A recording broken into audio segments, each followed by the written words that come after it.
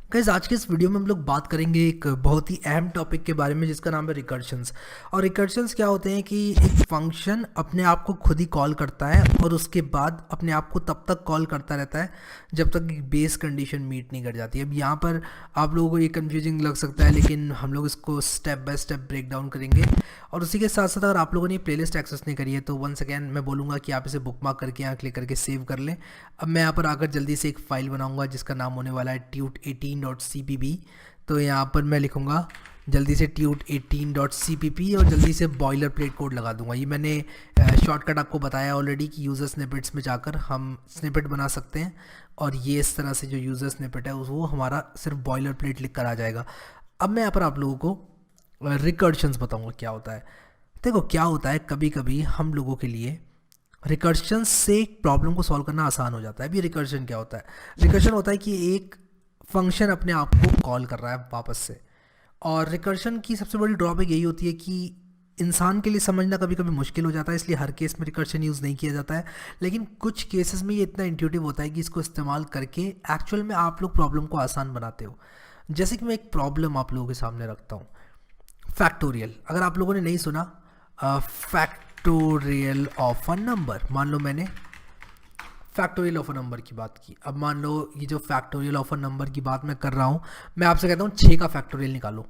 तो आप 6 का फैक्टोरियल कुछ इस तरह से निकालोगे। आप कहोगे 6 मल्टीप्लाई बाय करो उसको 5 से, मल्टीप्लाई बाय करो उसको 4 से, और एक एक कम करते रहो जब तक क्या ना आ जाए, जब तक 1 तक ना पहुँच जाए। ठीक है, तो ये है हमारा फैक्टोरियल 6 का। और ये कितना हो जाएगा? 6 5 30, मल्टीप्लाई बाय 4 हो जाएगा हमारा 120, मल्टीप्लाई बाय 6 हो जाएगा हमारा 720। तो देखो यहाँ पर 720 दिखा भी रहा है मुझे, अच्छी बात है 720। और विजुअल स्टूडियो कोड जैसी ऑसम आईडीई यूज़ करने का यही फ़ायदा है। अब 6 फैक्टोरियल को कुछ इस तरह से लिखा जाता है, इसका सिंबल कुछ इस तरह से होता है, कोई भी नंबर और उसके बाद एक्सक्लेमेशन मार्क, उसको बोलते हैं 6 फैक्टोरियल है। फिर अगर मैंने 10 के बाद लिखा तो 10 factorial. By definition factorial of 0 is equal to 1 by definition, और फैक्टोरियल ऑफ 1 भी 1 होता है बाय डेफिनेशन, फैक्टोरियल ऑफ 2 तो 2 होता है। और आप समझ गए कि कोई भी नंबर है उल्टा चलते जाओ, मल्टीप्लाई करते जाओ, कब तक करते जाओ, तब तक करते जाओ जब तक आपको 1 ना मिल जाए। ठीक है, सो ये है हमारा फैक्टोरियल की बेसिक सी डेफिनेशन। तो अगर मैं यहाँ पर आपसे कहूँ कि जो n फैक्टोरियल है वो बराबर होता है n multiply by n-1 factorial के, तो क्या ये बात सही होगी या नहीं होगी? आप मुझे बताइए, नीचे कमेंट में लिख के बताइए कि ये बात सही होगी कि नहीं होगी। क्या ये 5 फैक्टोरियल नहीं लिखा हुआ है? या फिर अगर मैं 5 फैक्टोरियल को और खोलूँ, क्या ये 4 फैक्टोरियल नहीं लिखा हुआ है? तो क्या मैं n फैक्टोरियल को n multiply by n-1 factorial नहीं लिख सकता? मैं चाहता हूँ आप लोग मुझे कमेंट में बताएं, लिख सकता मैं नहीं लिख सकता, मैं आपका वेट करूँगा। सो आई होप कि आप लोगों ने इसको फिगर आउट कर लिया होगा कि ये बिल्कुल सही है, n फैक्टोरियल को n multiply by n-1 factorial लिखा जा सकता है। अब यहाँ पर क्या है कि जैसे हमने ये किया तो क्या होगा, तो यहाँ पर आप लोग क्या करेंगे कि एक सिंपल सा फंक्शन लिखेंगे। तो मान लो मुझे एक फंक्शन लिखना है फैक्टोरियल को कैलकुलेट करने का, मैं यहाँ पर लिख दूंगा int factorial, and note that ये इंटीजर ही रहेगा क्योंकि आप मल्टीप्लाई कर रहे हैं इंटीजर्स को, तो इंटीजर ही आने वाला है। और यहाँ पर आपने मान लो लिख दिया इंट n, और आपको निकालना है n का फैक्टोरियल। तो आप यहाँ पर क्या करोगे, आप लिखोगे return n multiply by factorial of n-1, और ये आपका काम हो गया। और आपका ये जो फंक्शन है फैक्टोरियल दे देगा, देगा या नहीं देगा, यहाँ कोई गलती है? क्या लगता है आप लोगों को? तो यहाँ पर एक बहुत बड़ी गलती ये है कि ये तो चलता चला जाएगा। तो अगर यहाँ पर 1 भी आ जाता है, देखो अगर मान लो मैंने 3 पास किया यहाँ पर, तो ये खुलेगा कुछ इस तरह, 3 मल्टीप्लाई बाय, फिर दूसरी कॉल जाएगी 3 multiply by factorial of 2, factorial of 2 ये कैलकुलेट करने बैठेगा तो ये ओपन हो जाएगा कुछ फैक्टोरियल ऑफ 1 तक, 2 मल्टीप्लाई बाय फैक्टोरियल 1 तक। फिर उसके बाद फैक्टोरियल 1 के लिए ये कैलकुलेट करने जाएगा 1 मल्टीप्लाई बाय फैक्टोरियल 0, फैक्टोरियल 0 ये कैलकुलेट करने आएगा 0 मल्टीप्लाई बाय फैक्टोरियल -1, और ये चलता चला जाएगा। तो मुझे यहाँ पर एक बेस कंडीशन लगानी पड़ेगी, और वो बेस कंडीशन क्या है? वो बेस कंडीशन ये है कि अगर n की वैल्यू 1 हो या 0 हो, यानी कि लेस देन इक्वल टू 1 हो, तो क्या करो, तो रिटर्न कर दो 1। यानी कि अगर n की वैल्यू या तो 0 हो या 1 हो, यानी कि अगर हम निकाल रहे हैं फैक्टोरियल 0 का या 1 का, तब 1 रिटर्न कर दो, वरना क्या रिटर्न करो, वरना n रिटर्न कर दो और रुको थोड़ी देर के लिए और इसको कॉल करो।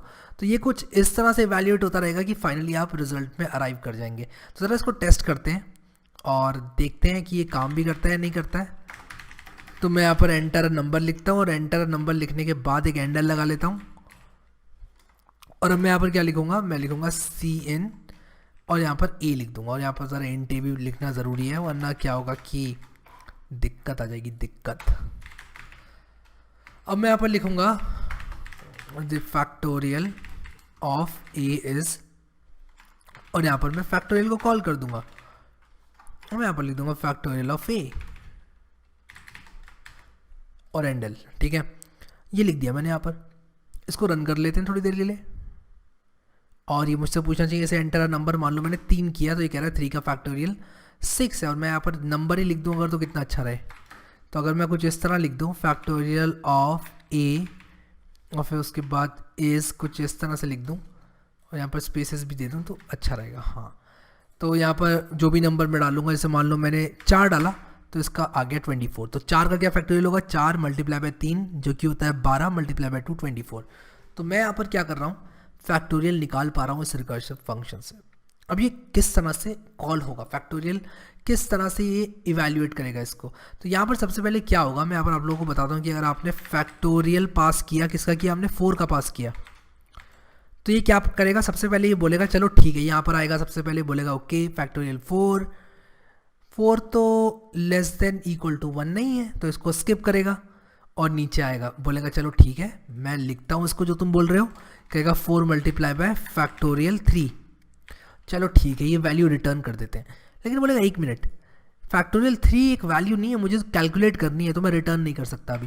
यानी कि ये और खोलेगा। ठीक है, यानी कि क्या करेगा, ये बोलेगा चलो ठीक है जी, मैं इसको यहाँ पर कंट्रोल D करता हूँ, ये बोलेगा फैक्टोरियल 3 है, इसको रिप्लेस कर देता हूँ 3 मल्टीप्लाई बाय फैक्टोरियल 2 से।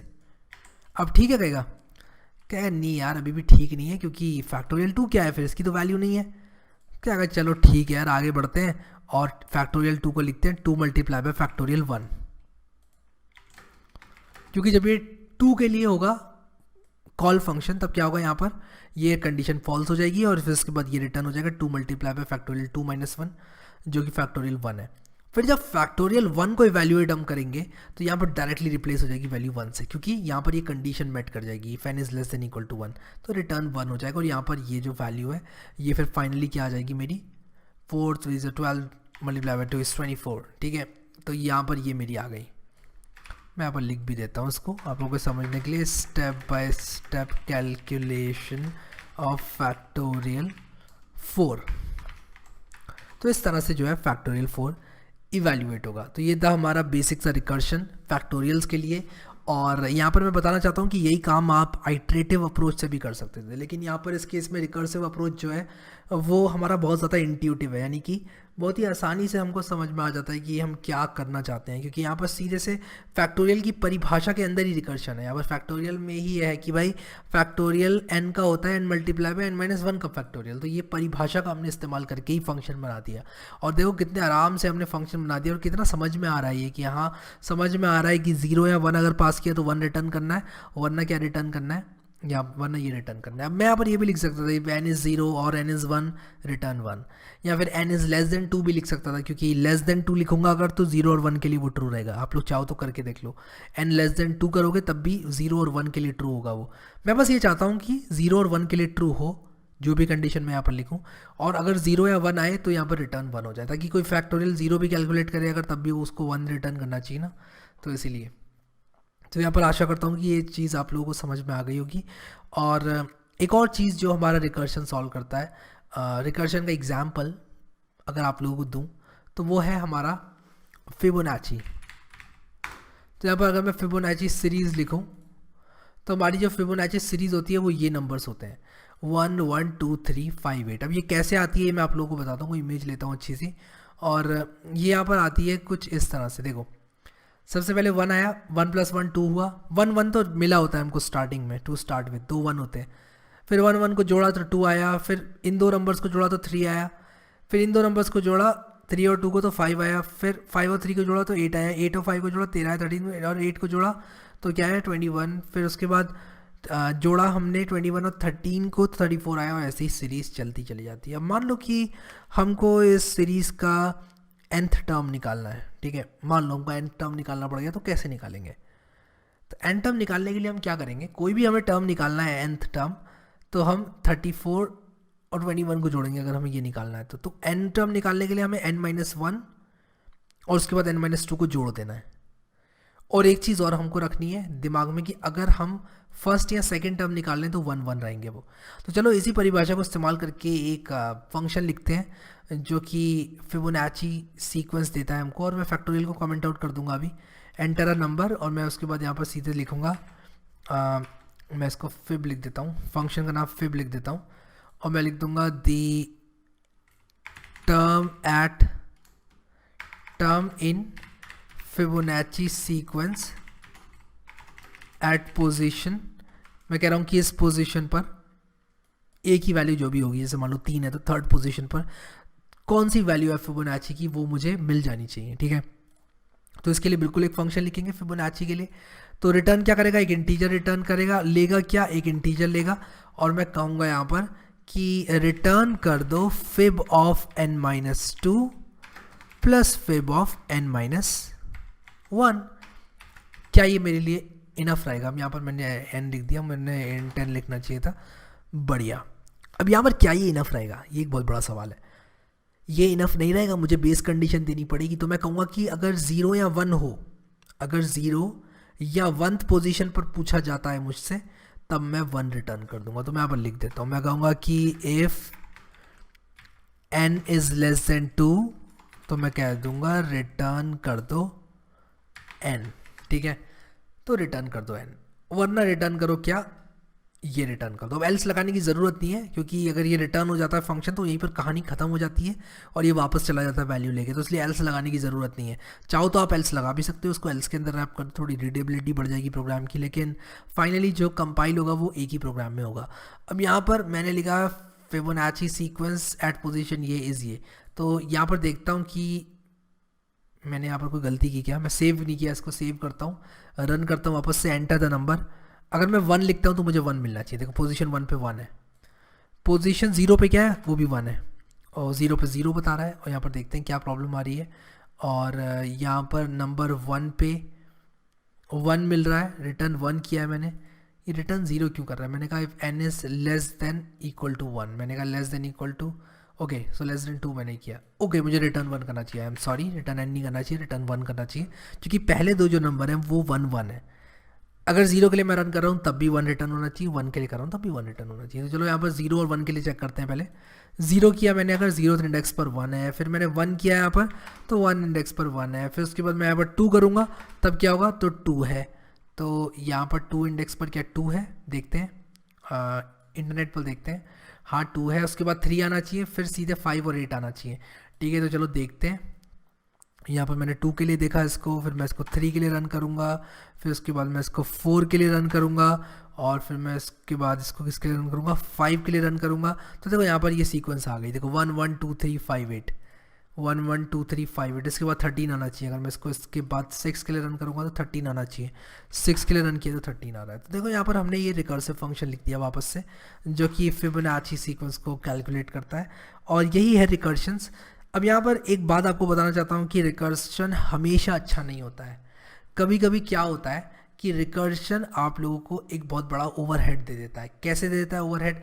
अब यहाँ पर अगर आप इसको तोड़ोगे और अगर आप इसको फाइंड आउट करोगे कि फिबोनाची सीक्वेंस के लिए आपका सेम फंक्शन कितनी बार रन कर रहा है, तो आपको पता चलेगा कि सेम कॉल को वो बार बार कर रहा है, जिसकी वजह से क्या हो रहा है, बहुत बड़ा ओवरहेड आ रहा है। जैसे कि मैं आप लोगों को एग्जाम्पल देता हूँ, अगर मान लो आपने फिबोनाची 5 के लिए रन किया तो ये किस तरह टूटेगा, ये टूटेगा फिबोनाची ऑफ 4 और प्लस फिबोनाची ऑफ 3 में। फाइनली ये किस में टूटेगा, फिबोनाची ऑफ 4 टूट जाएगा मेरा, Fibonacci of 2 sorry Fibonacci of 3 sorry 2 and 3 okay, and Fibonacci 3 में। फिबोनाची 3 किस में टूटेगा, Fibonacci of 2 plus Fibonacci of 3 में। तो यहाँ पर देखो फिबोनाची 3 में बार बार इवेल्युएट करूँगा, वापस से कॉल करूँगा फंक्शन को, सेम फंक्शन को बार बार मैं कॉल करे जा रहा हूँ। तो मैं यहाँ पर क्या कर सकता हूँ, बेटर कर सकता हूँ अगर मैं कोई और अच्छा एल्गोरिदम लेकर आऊँ।